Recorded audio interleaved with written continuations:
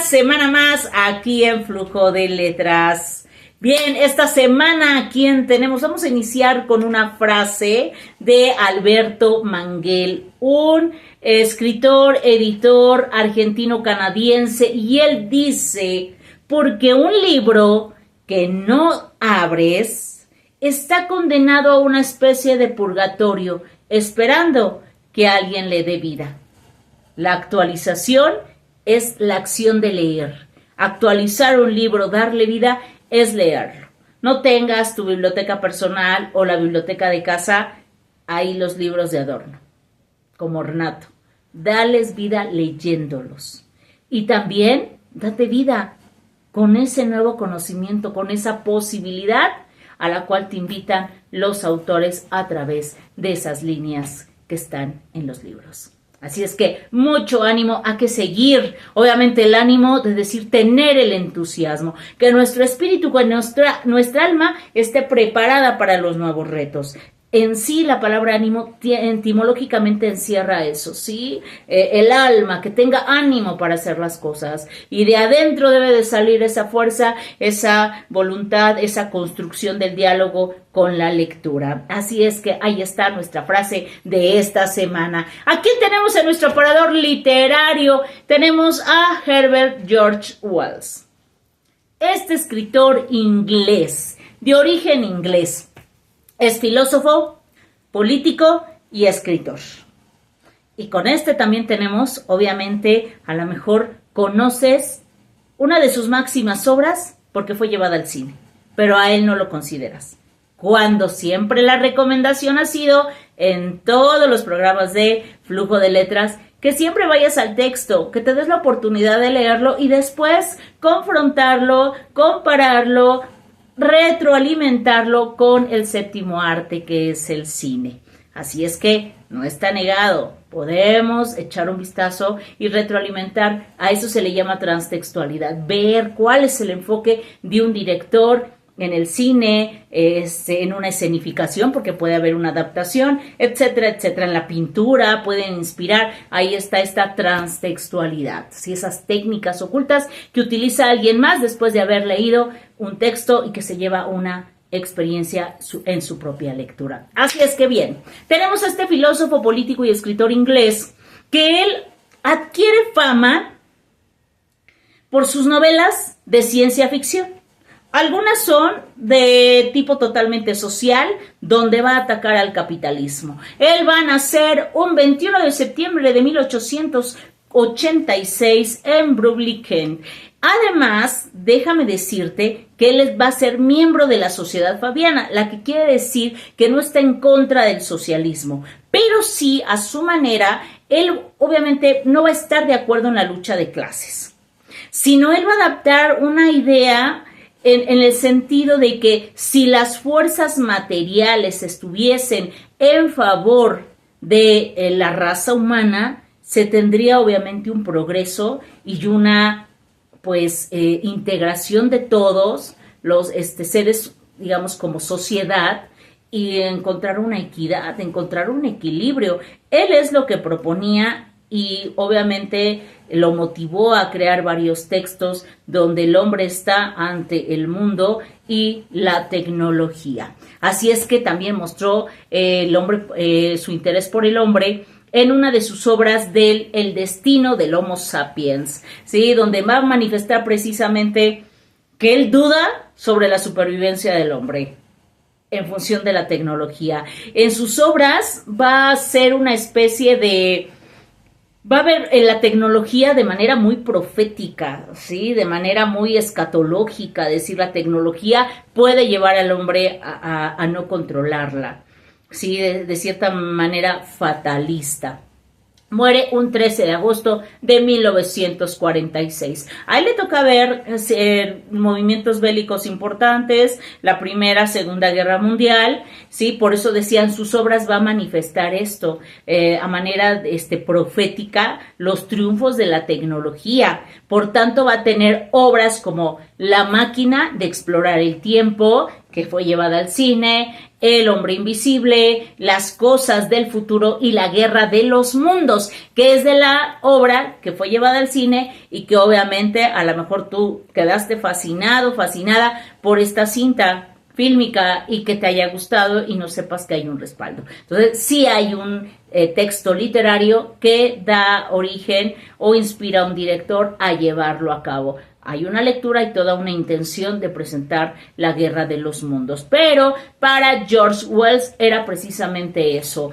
Va a ser una de las novelas del siglo XX que va a marcar la primera invasión. Una novela que habla de una invasión, pero no de una invasión, porque va a criticar también a países que colonizan y critica el imperialismo, de cómo poder, incluso la novela de La guerra de los mundos está basada precisamente en eso, cómo Europa colonizaba, ejemplo, a los aborígenes de Tasmania, cómo llegaron y el hecho de hacerlos parte, el imperialismo lo que hace violentamente a nivel político, a nivel militar. Entonces él iba en contra de eso y le inspira esta situación una novela como esta, pero donde va a narrarnos la primera invasión, pero una invasión extraterrestre, donde obviamente la novela narra esta invasión y donde los hombres van a ser esclavos. Y el protagonista, que es Ashton, debe luchar en contra para sobrevivir. Y además también ahí van a tener ciertos grupos de adolescentes una participación, ¿sí? Donde es el caos y la muerte total, ¿sí? Y al final los extraterrestres, los marcianos, van a morir por una bacteria. Los tópicos, recordemos que una obra literaria tiene un solo tema. Un tema que gira, es una novela y va a tener un nudo, un clímax importante donde van a girar todos los demás personajes. Encontramos, no son subtemas ni otros temas, son tópicos que vamos a encontrar en la novela de La guerra de los mundos, que sería la invasión por recursos. Si no hay carencia, entonces llegaba el imperialismo y se apoderaba para explotar los recursos naturales. Pero él, obviamente, en La guerra de los mundos lo pone donde los extraterrestres son los enemigos del hombre, hablando como género. También va a hablarnos de la ciencia moderna, va a hablarnos de los sistemas políticos, los va a criticar muy duramente, la religión, las fuerzas armadas, ¿sí? Y la debilidad del hombre por controlar, obviamente, el conocimiento y la tecnología.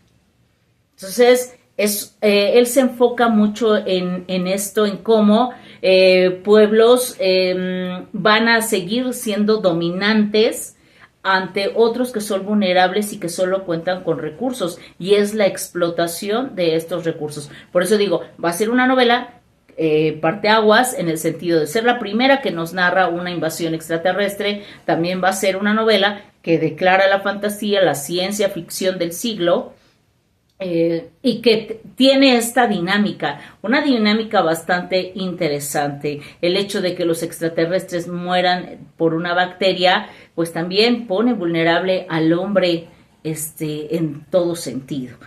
Recordaremos, no tenemos muy lejana, la pandemia del 2019. Entonces, la tecnología, aunque la tengamos la tecnología, tenemos que ser reflexivos y analíticos. Todavía falta mucho y el hombre no debe ser soberbio ante lo que tiene, sino simplemente es una parte de todo lo que pueden seguir descubriendo de este fabuloso universo que tenemos para vivir, para cuidarlo, protegerlo y demás. Hacer también conciencia de la naturaleza, porque va también en función la crítica que hace nuestro escritor, Herbert George Wells, es precisamente con esos recursos, la naturaleza y el hombre que violentamente la puede atacar, no puede preservarla, no tiene esa capacidad, se le olvida, y si la tiene se le ha olvidado, y lo estamos viendo en nuestro tiempo, la contaminación, el calentamiento global, etcétera, etcétera. Entonces, mucho ojo. Un escritor puede visualizar, también tenemos a otros tantos escritores como Julio Verne, que visualizaba las posibilidades. Aquí Herbert George Wells lo que hace es precisamente, por eso decía, lo maneja de una manera muy profética, apocalíptica, la cuestión de los triunfos de la tecnología. Sí, pero ¿hacia dónde van? Pueden llevarnos a la destrucción. Si el hombre cree que es dueño de todo, no, falta mucho. Es una pequeña, es un granito de la orilla del mar, que lo que tenemos mucho que aprender. Sí, a veces la tecnología se piensa que ya es lo máximo y no, hay muchas cosas que no están en nuestras manos. Por eso mencionaba lo de la pandemia. Pero bueno, ahí está nuestro escritor de la semana. Ahí lo tenemos para leerlo, para retomarlo, para disfrutarlo desde otro enfoque. Si ya viste la película, date la oportunidad de ir a la lectura. Y bien, vayamos a nuestra colación literaria. Y se me ocurrió, obviamente, regalarles en esta colación literaria un clásico. Pero un clásico de los que a lo mejor por oídas los conoces de manera inmediata. Un clásico griego. Enfrentar a algo contemporáneo, algo del siglo XX, con algo, estamos hablando del siglo IV antes de Cristo, antes de nuestra era, como quieran manejarlo, pero lo tenemos ahí. Esta obra fue representada en el 411 antes de Cristo y es Aristófanes, del cual te estoy hablando, y este escritor griego se va a enfocar en un género muy importante que es la comedia. Recordemos que en Grecia el pueblo griego tenía dentro de los textos dramáticos, tiene dos géneros, que es la tragedia y la comedia. Obviamente uno de los grandes es Sófocles con Edipo Rey, pero también tenemos dentro de la comedia Aristófanes con la obra de Lisístrata. Y bueno, aquí importante, dije, estamos hablando de los avances del hombre que de pronto se siente el dueño cuando nos falta mucho por aprender, nos falta mucho por recorrer en este universo y ser mucho más humildes. Entonces, Aristófanes tampoco son clásicos porque son universales y atemporales. Y Lisístrata tiene un discurso, para Aristófanes era una obra enfocada en la comedia para digerir. Recordemos que la comedia es precisamente cuando tiene que digerirse el tema, hacértelo más fácil a través de la risa, a través del humor, para que puedas digerirlo paso a paso y no de manera drástica como lo haría la tragedia, un aprendizaje violento. Entonces Aristófanes quiere ir al meollo de la paz.